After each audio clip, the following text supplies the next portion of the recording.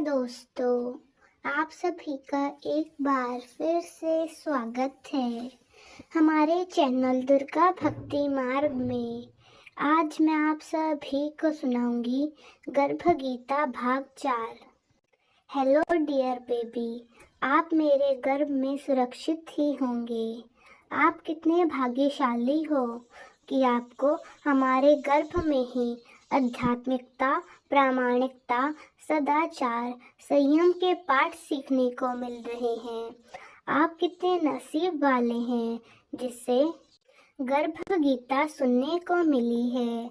इस किताब में जीवन के सारे सवालों के जवाब आपको मिल जाएंगे। इस गर्भ गीता का ज्ञान आपको जीवन कैसे जीना है, कौन से कर्म करने से प्राणी को कैसा परिमाण मिलता है, अच्छे बुरे कर्मों के फल के बारे में सब कुछ जो भी रहस्य इस गर्भ गीता में छुपा हुआ है और उनके सारे सवाल हम पर भी लागू होते हैं।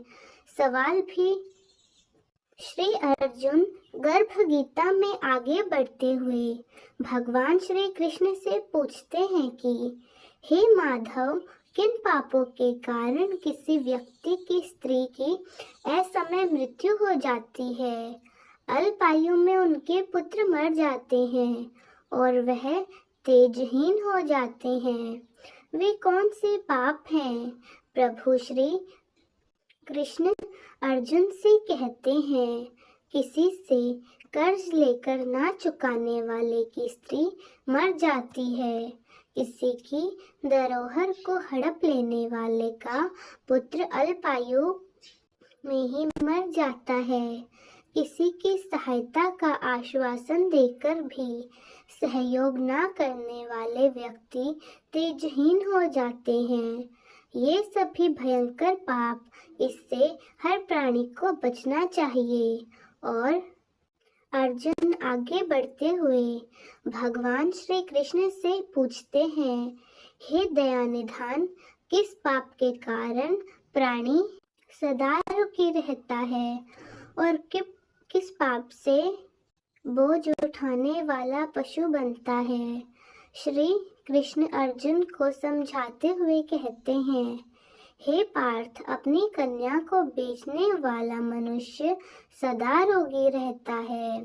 जो मनुष्य अभक्ष्य भोजन तथा विषय विकार के लिए मदिरा पान करता है, वह गधे की योनि पाता है।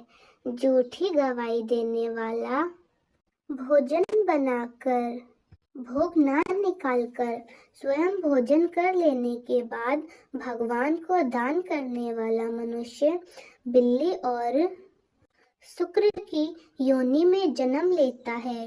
अब हम अपने गर्भस्थ शिशु को गर्भ गीता का ज्ञान देते हुए संवाद करते हैं। हे मेरे बच्चे, आप सदैव अनीतिपूर्ण व्यवहार करने से डरना, क्योंकि किसी का कर्ज लिया हुआ और ना चुकाना बड़ा पाप होता है। जो भी इंसान ऐसे अनैतिक कार्य करता है, उसे भगवान कभी माफ नहीं करते। उसके कर्मों भी उसे कभी नहीं छोड़ते और उसे किसी की धरोहर अपने हड़पने के कारण सदैव दुखी होना पड़ता है। मुझे पता है कि आप सदैव नीतिवान होंगे। आपका व्यवहार हो या व्यवसाय, सदैव आप नहीं नैतिक कार्य ही करोगे, इसीलिए आप सदैव सबके प्रिय रहोगे। आप सदैव निरोगी, स्वस्थ और तंदुरुस्त रहो। इसीलिए मैं भी हमेशा अपने खान पान को प्रभु को अर्घ चला के भोग लगाकर ग्रहण करूंगी। आप सदैव अपने जीवन में अपना हाथ दूसरों को कुछ न कुछ देने हेतु ही फैलाना। आप सदैव दानवीर रहना। तो दोस्तों, कैसा लगा आपको हमारा आज का भाग? कमेंट्स में ज़रूर बताएं। धन्यवाद।